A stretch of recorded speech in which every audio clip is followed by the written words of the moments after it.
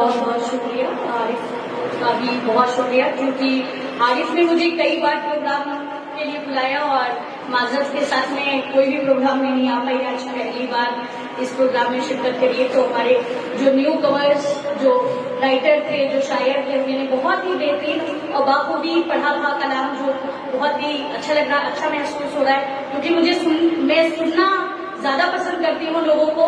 और अच्छा है कि पुराने शायरों से ज्यादा अपने आप को जोड़ पाती हूँ, रिलेट कर पाती हूँ। तो आसिम भाई ने जो बातें कही, तो हर कोई ना कोई किसी फील्ड में काम कर रहा है, कुछ ना कुछ चीजें कर रहा है।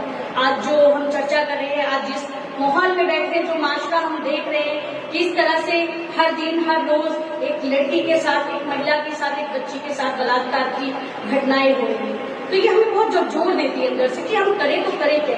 कि आज आजादी के 78 साल में हम उसी दौराहे पे खड़े हुए जहाँ पे हमारी शुरुआत हुई थी, तो वो शुरुआत कहाँ से खत्म होगी कि जहाँ पे रोक पाएंगे ये बलात्कार, छेड़खानी और हिंसा जैसे मामले। क्या इनके लिए सिर्फ कैंडल मार्च करेंगे, या सिर्फ हम मोर्चा करेंगे, या धरना करेंगे? आखिर इसका हल कब तक करेंगे? तो जैसे कि कभी कभी लिखने का भी शौक होता है, तो कुछ थोड़ा बहुत लिख लेते हैं। तो मैं बस इतना ही कहती हूँ, मैं हिंद की बेटी हूँ, मुझको भी पढ़ने दो। मैं हिंद की बेटी हूँ, मुझको भी पढ़ने दो।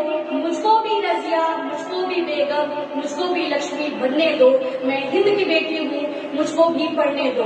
और जो हौसलों की बात करें, देखिए हम सभी काम कर रहे हैं, और मैं एक लड़की हूँ, और मुझे जिस माहौल में मैं जाके काम करती हूँ, एक महिला का, एक लड़की का घर से जो बाहर का रास्ता होता है, वो बहुत मुश्किलात भरा होता है। वो हर फील्ड में है, जहाँ यहाँ पे बहुत सी लड़कियां हैं, बहुत सी महिलाएं, वो ज्यादा महसूस कर सकती है कि उनको क्या चैलेंजेस होते हैं। और बहुत से हमारे साथी हैं जो मेल साथी हैं, वो कई बार हमें सपोर्ट करते हैं, मगर ये सपोर्ट कब तक है? सपोर्ट सिस्टम किस तरह का हमें मिलना चाहिए? हम पैट्रियार्कल सोसाइटी की बात करते हैं, हम पितृसत्तात्मक समाज की बात करते हैं, जहाँ पे महिलाओं के लिए उनकी बराबरी की बात होनी चाहिए, मगर जो समाज का जो नकारात्मक रवैया देखे, कोलकाता जैसी घटना कोई पहली घटना नहीं है। शायद निर्भया जैसे अगर कांड पहले ही रोक दिए जाते तो ये घटनाएं ना होती।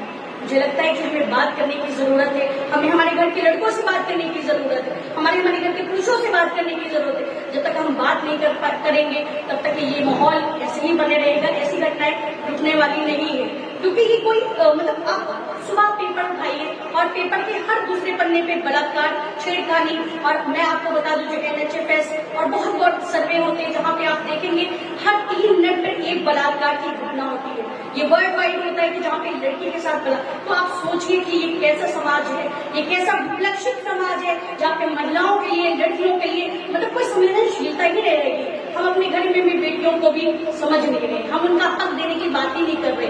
तो आप रक्षाबंधन मना रहे हैं, सारी चीजें, तो एक तो सबको मुबारकबाद की रक्षाबंधन जैसे मना रहे, मगर हम लड़कियों को बस इतना ही चाहिए कि अगर आप सपोर्ट करते हैं तो प्लीज हम लड़कियों को भी कम से कम जायदाद के हिस्से में भी भागीदार बनाए, वो हमारे लिए ज्यादा प्रायोरिटी पे रहेगा।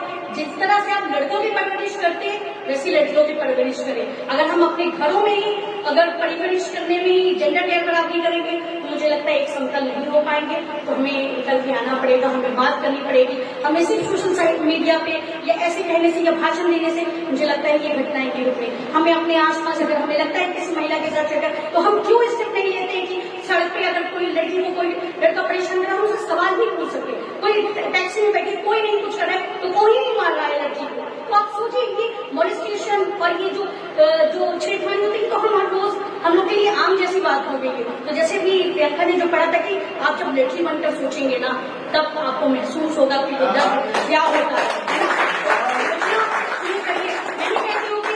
हर पुरुष को जो है पैट्रियार्कल बना है, मैं उससे कोई मुझे दिक्कत नहीं है, मगर कहते हैं कि हर पुरुष को औरत बनना जरूरी नहीं है, और औरत जैसा दिल होना बहुत जरूरी है। ये जो है हमें लगता है कि ये डिमांड है, या जो इस माशरे के लिए बहुत जरूरी है। तो अपने बच्चों में फर्क ना करें। एजुकेशन क्वालिटीज, जो हम एजुकेशन सिस्टम की बात करते हैं, अगर वो बेहतरी से, अगर तरबियत अच्छी हो जाएगी, तो बच्चा आपसे आप कुछ ना कुछ तो बनेगा, और कम से कम सोचेगा। तो जो गैर बराबरी है घर में दूर करिए, अपनी औरतों का सम्मान कीजिए, प्यार।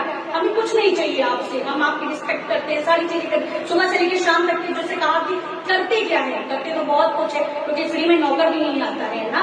आप दिन भर में सुबह से लेकर शाम तक काम कराएंगे, जितने आप सोच लिए, झाड़ू का अलग, कचड़े का अलग, बर्तन धोने का अलग, कपड़े धोने का, तो आप उसकी आपकी कमाई भी नहीं होगी जो आप उसका खर्चा दे पाए। तो कम से कम अपने घर की औरतों को इज्जत तो दीजिए, वो